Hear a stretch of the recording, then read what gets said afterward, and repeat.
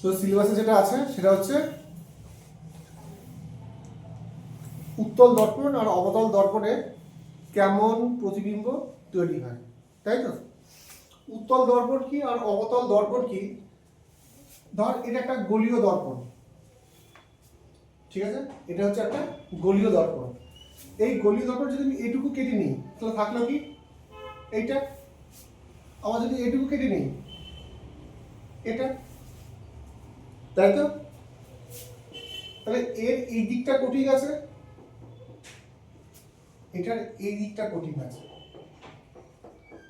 তাহলে এইটা হচ্ছে রিফ্লেক্টিং সারফেস, এখান থেকে আলো এসে প্রতিফলন হবে।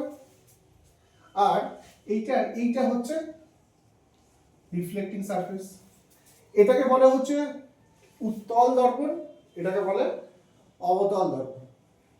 ক্লিয়ার? আচ্ছা, এই তাহলে ধর এটা হচ্ছে আমরা বললাম উত্তল দর্পণ, এটাকে বলে অবতল দর্পণ, তাই তো? তাহলে এই উত্তল দর্পণ একটা গোলীয় দর্পণের অংশ, তাই না? ধর এরকম একটা গোলীয় দর্পণ, তার একটা অংশ। তাহলে এই গোলীয় দর্পণের একটা কেন্দ্র থাকে, সেটাই হচ্ছে এই দর্পণের বলবো বক্রতা কেন্দ্র। বোঝা গেল? আচ্ছা, এই দর্পণের ধর এখান থেকে এইটুকু দর্পণ, এই দর্পণের যে মধ্যবিন্দু, একে বলবো হচ্ছে আমি মেরু বা পোল, এটাকে বলে বক্রতা কেন্দ্র আর centre of curvature in English. এই গোলীয় দর্পণের এটা কি ব্যাসার্ধ, তাই তো? এটা ব্যাসার্ধ, এগুলো সব ব্যাসার্ধ তো, সবার ভ্যালু সেম। এইটাকে বলবো এই দর্পণের বক্রতা ব্যাসার্ধ, সেটাকে আমি আর দিয়ে ডিনোট করব। বুঝতে পারলি? ওকে, তাহলে একটা দর্পণ আছে, অবতল দর্পণ, তার বক্রতা কেন্দ্র আছে, তার এখানে মেরু আছে, আর বক্রতা কেন্দ্র মেরু দিয়ে যে কাল্পনিক রেখা আমি ড্র করি তাকে বলবো প্রধান অক্ষ, তাকে বলবো প্রধান অক্ষ। আর এখান থেকে এর যে ডিসটেন্স একে বলবো উন্মেষ। ওকে, আর এই প্রধান অক্ষের সাথে সমান্তরাল কোনো আলো যদি আমার এই দর্পণে আপতিত হয়, প্রতিফলনের পরে প্রধান অক্ষের উপর অবস্থিত একটা নির্দিষ্ট বিন্দু দিয়ে আলো পাস করবে, সেই বিন্দুটাকে বলবো হচ্ছে ফোকাস, সেই বিন্দুটাকে বলবো ফোকাস। তাহলে প্রধান অক্ষের সাথে সমান্তরাল কোনো আলো আসলো, প্রতিফলিত হয়ে কোথা দিয়ে পাস করবে? ফোকাস দিয়ে পাস করবে। এইটা প্রধান অক্ষ আমি বলেছি, এই প্রধান অক্ষের সাথে সমান্তরাল আলো ফল করলো, সমান্তরাল আলো ফোকাস দিয়ে পাস করবে। ওকে, আচ্ছা এবার বলতো যদি আমি কোনো সমতল দর্পণ নিই, তাহলে কোনো আলো যদি এইভাবে আপতিত হয়, তার মানে আপতন কোণ কত? 0 ডিগ্রি। আপতিত রশ্মি অবিলম্বের সঙ্গে যে কোণ করে সেটাকে আপতন কোণ। তাহলে এই ক্ষেত্রে আপতন কোণ কত? 0 ডিগ্রি। তাহলে এই ক্ষেত্রে আলো যদি এইভাবে আপতিত হয়, এইভাবেই ব্যাক করবে, এইভাবে আলো করলো ওইভাবে চলে যাবে, কারণ আপতন কোণ আর প্রতিফলন কোণ সমান হতেই হবে প্রতিফলনের সূত্র অনুযায়ী। তার মানে লম্বভাবে যদি কোনো আলো পড়ে সেটা লম্বভাবেই প্রতিফলিত হয়।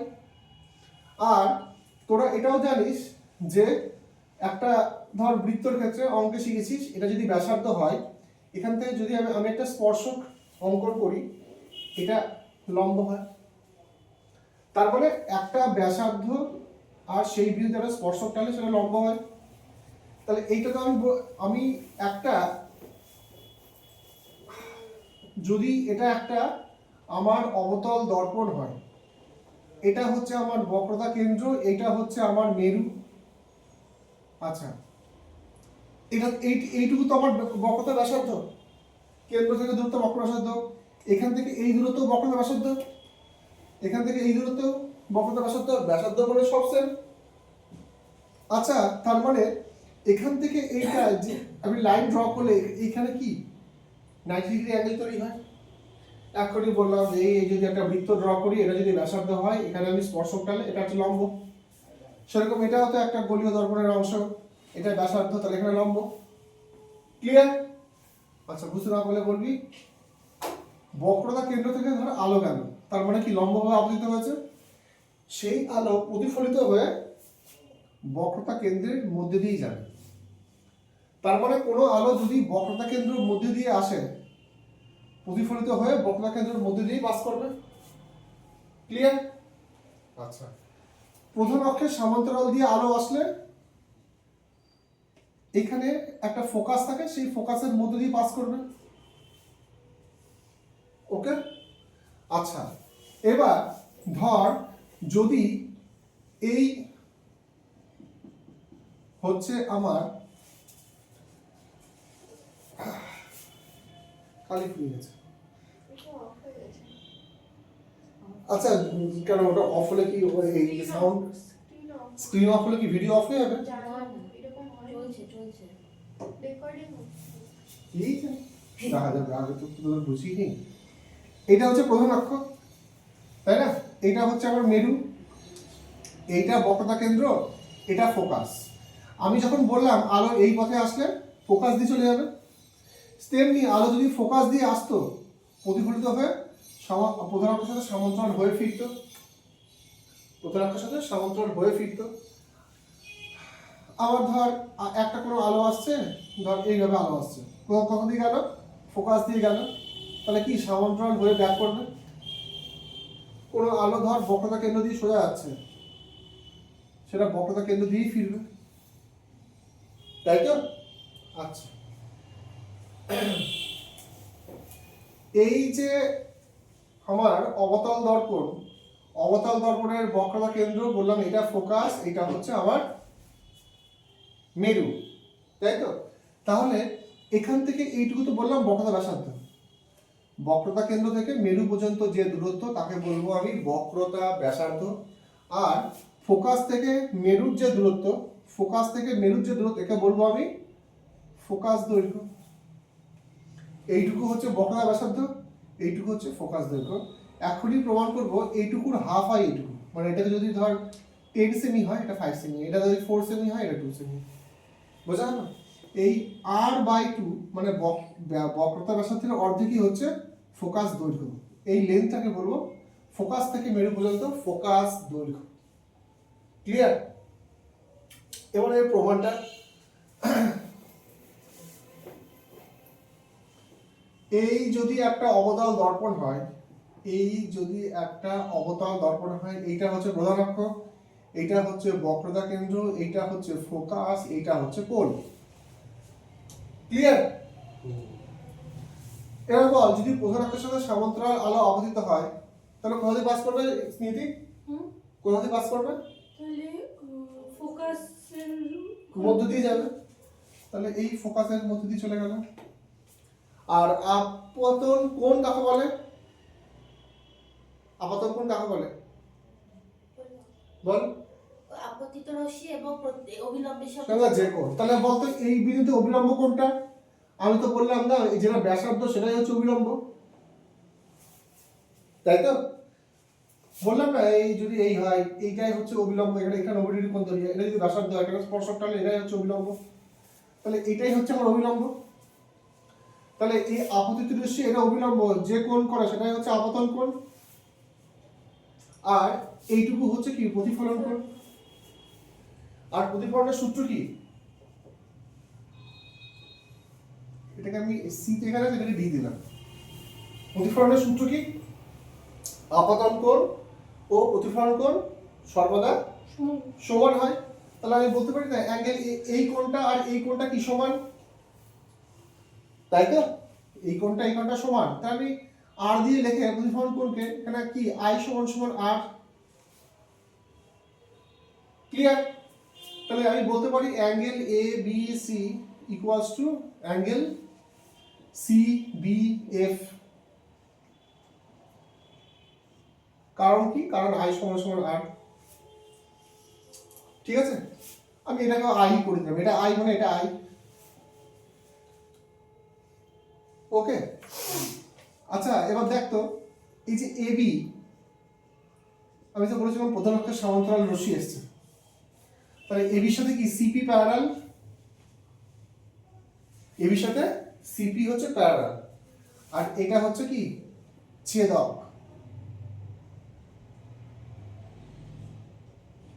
দুটো সমান্তরাল রশ্মি আছে, এটা ছেদক, তাই তো? তাহলে এই কোণ দুটো কি কোণ বলে? একান্তর কোণ। এই কোণ দুটো কি হয়? সমান হয়। তাহলে এই কোণটা আর এই কোণটা একান্তর কোণ, এবি আর সিডি প্যারালাল, বিসি হচ্ছে ছেদক। বুঝতে পারছিস? তাহলে এই কোণটা কি কোণ? একান্তর কোণ, তাই না? তাহলে angle A B C is equals to বলতে পারি না বি সি এফ। তাহলে দেখ এবিসি, এবিসি এটার সাথে এটা সমান, এই অ্যাঙ্গেলের সাথে এই অ্যাঙ্গেল সমান, আবার এই অ্যাঙ্গেলের সাথে এই অ্যাঙ্গেল সমান, বলতে পারি না এই দুটো সমান, তাই তো? এবিসির সাথে সিবিএফ সমান, আবার এবিসির সাথে বিসিএফ সমান, তাহলে এই দুটো সমান।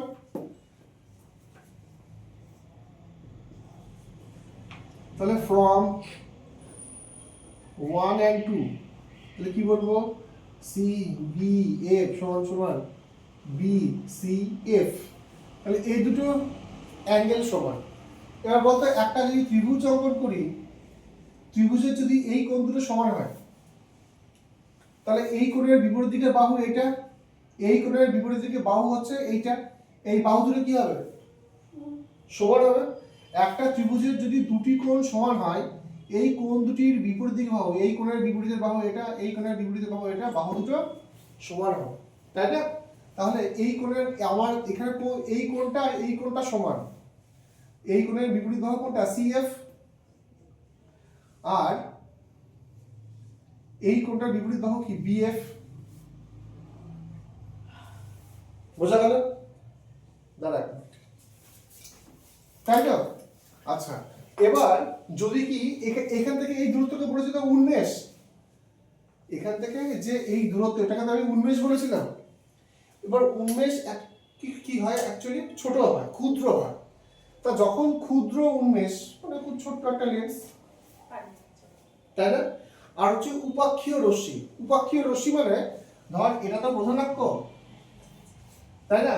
এই রশ্মিটা যদি খুব কাছাকাছি থাকে, মানে এই এবি রশ্মিটা কাছে এইখান দিয়ে, মানে প্রধান অক্ষের খুব কাছাকাছি, বুঝতে পারলি?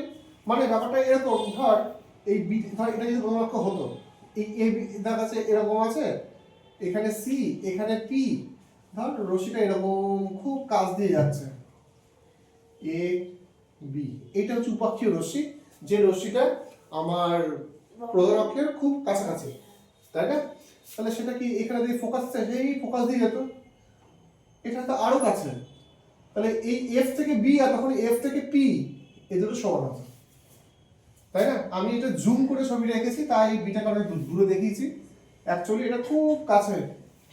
ক্লিয়ার? তাহলে এফ থেকে বি আর এফ থেকে পি কখন সমান? কখন হচ্ছে ক্ষুদ্র 19 ও উপাক্ষীয়